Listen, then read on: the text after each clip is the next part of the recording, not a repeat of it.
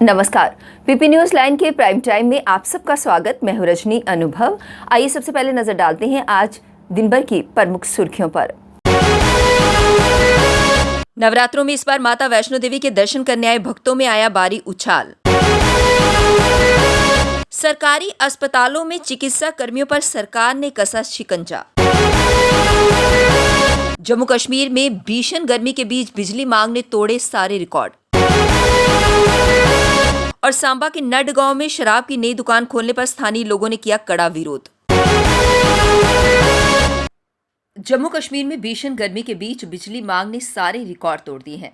अप्रैल के पहले सप्ताह में ही प्रदेश में गंभीर बिजली संकट पैदा हो गया है। जम्मू कश्मीर में हर रोज 3100 मेगावाट बिजली की मांग है। इसके विपरीत वीरवार को अगर बात करें तो वीरवार को प्रदेश में 1937 मेगावाट ही उपलब्ध हो सकी। इसमें उत्तरी ग्रिड से ओवरड्रा की गई 400 मेगावाट बिजली भी शामिल है। संकट से निपटने के लिए सरकार ने प्रदेश के औद्योगिक क्षेत्रों में 3-3 घंटे की बिजली कटौती के आदेश जारी किए हैं।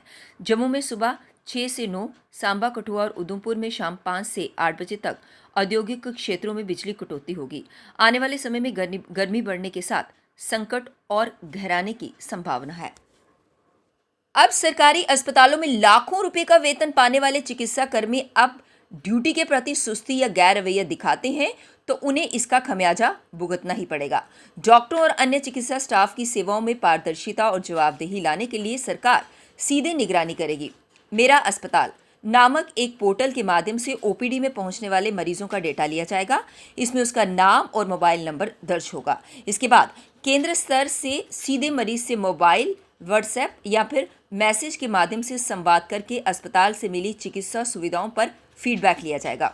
इस फीडबैक में नकारात्मक प्रदर्शन दिखाने पर संबंधित स्टाफ पर अनुशासनिक कार्यवाही के प्रावधान के साथ सेवा वितरण में सुधार लाया जाएगा। नवरात्रों में इस बार माता वैष्णो देवी के दर्शन करने वाले भक्तों की संख्या में उछाल आया है। बीते 4 वर्षों में पहली बार ऐसा हुआ है जब 6 दिन में करीब 2.25 लाख भक्तों ने माता के दरबार में माथा टेका हो।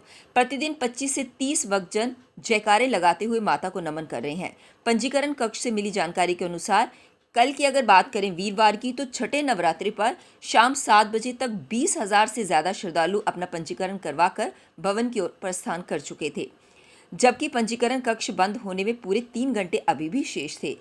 इन नवरात्रों में भक्तों की संख्या प्रतिदिन 27,000 से ज्यादा हो रही है। इससे पहले 5वें नवरात्रि पर 29,013 भक्तों ने माता के चरणों में माथा टेका। ज्ञात हो कि पहले नवरात्र पर 37,381 भक्तजनों ने माता के दरबार में हाजिरी लगाई थी। राष्ट्रीय पंचायती दिवस पर 24 अप्रैल को जम्मू संभाग के सांबा जिले के पल्ली गांव में प्रधानमंत्री नरेंद्र मोदी की मौजूदगी में होने जा रहे राष्ट्रीय पंचायती सम्मेलन को यादगार बनाने के लिए केंद्र व प्रदेश सरकार जुट गई है। प्रधानमंत्री पल्ली गांव और देश के विभिन्न राज्यों की 700 पंचायतों को वर्चुअल मोड से संबोधित करेंगे। आधिकारिक सूत्रों के अनुसार राष्ट्रीय पंचायत सम्मेलन जम्मू कश्मीर के इतिहास में पहली बार होने जा रहा है। इसे यादगार बनाने के लिए केंद्र व प्रदेश सरकार कोई कमी नहीं छोड़ना चाहती। पल्ली गांव के सभी घरों को सौर ऊर्जा से जोड़ने का काम तेजी से चल रहा है। मुख्य सचिव डॉक्टर अरुण कुमार मेहता ने आने वाली अमरनाथ यात्रा में भारी संख्या में श्रद्धालुओं के आने की उम्मीद जताई है। इसे देखते हुए उन्होंने वैज्ञानिक तरीके से सीवेज ट्रीटमेंट करने पर जोर दिया। उन्होंने इसके लिए विज्ञान और प्रौद्योगिकी पार्क पुणे के अधिकारियों से सलाह देने को कहा। जम्मू और कश्मीर में विज्ञान और प्रौद्योगिकी पार्क पुणे के अधिकारियों के साथ बैठक में उन्होंने ये बात कही।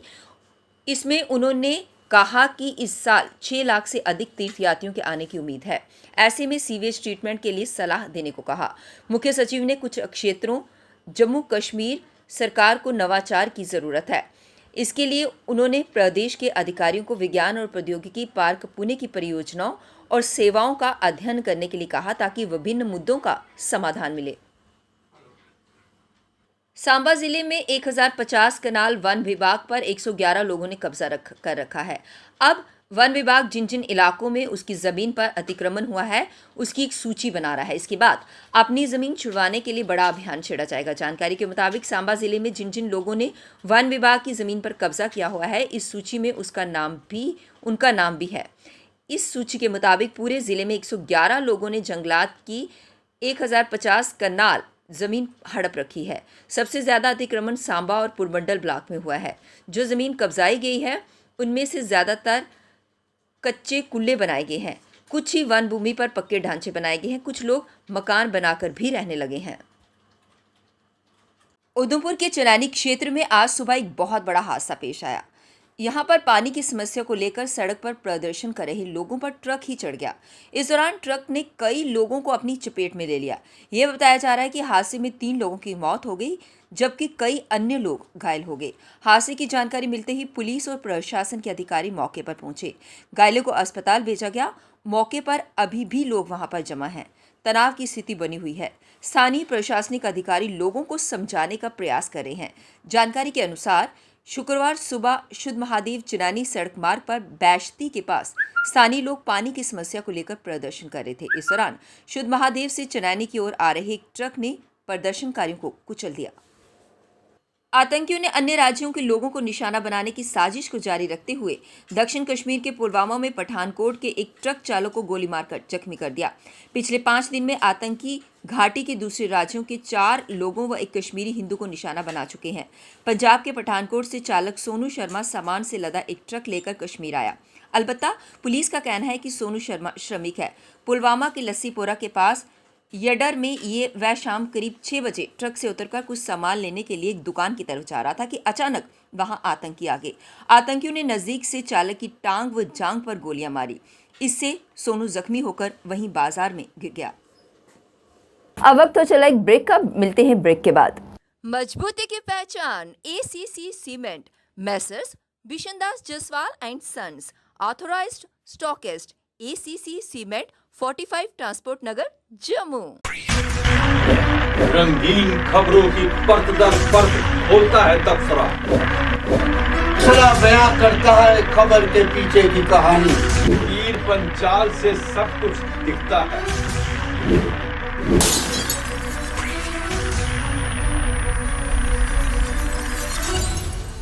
ब्रेक के बाद बढ़ते हैं अगली बड़ी खबर की तरफ। सन्नासर में अगले वर्ष पर्यटकों के लिए 40 कनाल भूमि में ट्यूलिप गार्डन विकसित किया जाएगा। ये जम्मू संभाग का सबसे बड़ा ट्यूलिप गार्डन होगा। ये जानकारी उद्यान विभाग के निदेशक जितेंद्र सिंह ने मानसर में ट्यूलिप गार्डन के उद्घाटन कार्यक्रम के दौरान दी। सन्नासर में 4 कनाल में विकसित किए गए ट्यूलिप गार्डन में फूल पूरी तरह से खिलने शुरू हो गए हैं। विभिन्न 5 रंगों वाले 5 अलग किस्म वाले ट्यूलिप गार्डन को सैलानियों व आम लोगों के लिए खोलने के लिए वीरवार दोपहर को सन्नासर में उद्घाटन कार्यक्रम आयोजित किया गया था। इसमें DDC सदस्य रामबन शमशाद शान, DC रामबन मुसरत इस्लाम, SP रामबन मोहिता शर्मा, निदेशक उद्यान विभाग जितेंद्र सिंह, असिस्टेंट फ्लोरिकल्चर अधिकारी अर्जुन सिंह के अलावा DDC व BDC सदस्य व पंचायत प्रतिनिधि व गणमान्य लोग शामिल हुए। सांबा के नड गांव में आबकारी नीति के अंतर्गत शराब की नई दुकान खोलने का स्थानीय लोग कई दिनों से विरोध कर रहे हैं। कल स्थानीय लोगों ने सांबा श्रीनगर धार रोड को बंद कर इसका प्रदर्शन भी किया। प्रदर्शन की अगुवाई रिटायर्ड प्रधानाचार्य दीदार सिंह ने की। प्रदर्शन में बड़ी संख्या में नड व आसपास के गांव की महिलाएं भी शामिल हुई। महिलाओं का कहना था कि एक तरफ सरकार नशा उन्मूलन की बात करती है और दूसरी तरफ वह नई नई शराब की दुकानें गांव में खोल रही है। महिलाओं का कहना था कि उनके बच्चों को रोजगार नहीं मिल रहा है। ऐसे में सरकार को रोजगार देने का प्रयास करना चाहिए था, लेकिन वह शराब की दुकानें खोलकर युवाओं को नशे के दलदल में धकेलने का काम कर रही है। महिलाओं का कहना था कि वे अपने बच्चों को नशे के जाल में फंसने से बचाने के लिए भीषण गर्मी के मौसम में सड़क पर उतरकर प्रदर्शन कर रही हैं। ये किसी भी सरकार के लिए शर्म की बात है। इस अवसर पर बड़ी संख्या में गांव के लोग उपस्थित थे। जम्मू पठानकोट राष्ट्रीय राजमार्ग जाम करने की उन्होंने चेतावनी भी दी। सरकार को वार्निंग दी थी कि भाई इस किस्म की चीज़ जो है वो हमारे समाज के लिए ठीक नहीं है। तो सरकार ने उन्होंने कोशिश की कि हम खोल लेंगे, लेकिन हमने कहा कि अगर आपने खोली तो जहां हालात भी ख़राब हो सकते हैं, जिसकी जिम्मेदारी हम पर नहीं वो सरकार पर होगी। क्यों हम बंद करवा रहे हैं, इसकी वजह क्या है? क्योंकि हम जो लोग हैं ना, जिस एज में हम इस वक्त हैं, हमें लगता है कि जो आने वाली जनरेशन है ना वो सारी तबाह हो जाएगी और आने वाली जनरेशन का जो फ्यूचर है वो डार्क में होगा। तो हम कहेंगे कि नहीं यार ये खुल जाए तो अच्छा है, नहीं, बिल्कुल नहीं। क्योंकि कुछ साथियों से हमारी बहस भी हुई, लेकिन इंडिविजुअली जब हमने उनसे बात की तो सभी ने हमें ये किया यहाँ नट से कि ये दुकान यहाँ पर नहीं खुलनी चाहिए, ये अच्छी चीज़ नहीं है। तो हमें ऐसा तजर्बा लगता है कि अब हम इसमें कामयाब होंगे। इसमें कामयाबी जो है वो इसलिए हमारे पास है क्योंकि हमारा साथ, हमें साथ जो है वो मिल रहा है। ये लेडीज़ पहले नहीं निकलती थी, आज ये निकली है और आने वाले वक्त में और भी साथी जो है जो वो निकलेंगे। स्टूडेंट्स हमारे साथ हैं, छोटी बच्चियां हमारे साथ हैं, तो हमें ये ऐसा लगता है कि हम इसमें ज़रूर कामयाब होंगे। अपनी पार्टी ट्रेड यूनियन द्वारा आज पार्टी ऑफिस गांधीनगर में एजाज काजमी की अगुवाई में प्रेस कॉन्फ्रेंस को संबोधित किया गया। उन्होंने प्रेस कॉन्फ्रेंस के माध्यम से कहा कि 4 तारीख को रात को 2 बजे जो श्रीनगर में हाउस बोट में आग लग गई थी, उन लोगों को काफ़ी नुकसान हुआ था, उन लोगों को गवर्नमेंट की तरफ से मुआवजा मिलना चाहिए। और साथ ही साथ जो 12,000 डेली वेजर्स हैं, जो लोग रोज़ सड़कों पर आकर प्रदर्शन करते हैं, उन्हें परमानेंट किया जाए। और साथ ही साथ बिजली मीटर्स को लेकर भी उन्होंने बात की। इसके अलावा उन्होंने अन्य मुद्दों को रखकर प्रेस कॉन्फ्रेंस को संबोधित किया। से कि उनको रिहेबिलिटेट किया जाए और उनको करोड़ों रुपया मुआवजा दिया जाए ताकि वो अपना बिजनेस दोबारा स्टैंड कर दें। दूसरा हमारा आज का मसला है कि हमारे जो गवर्नमेंट ने अनाउंस किए 12,000 डेली विज़र, पीडीडी के 12,000 डेली विज़र जो उन्होंने अनाउंस किए हैं, अभी तक उनका ऑर्डर नहीं हुआ है, खाली लॉलीपॉप है। जो लोग 31 मार्च जो हमारा अभी ख़त्म हुआ है, गवर्नमेंट ने सारे गरीबों को, बीपीएल लोगों को, सारे लोगों को इतना तंग किया है कि उनकी बिजली काट रहे थे, उनका किराए के लिए बिजलियाँ काट रहे, उनको हरास कर रहे थे।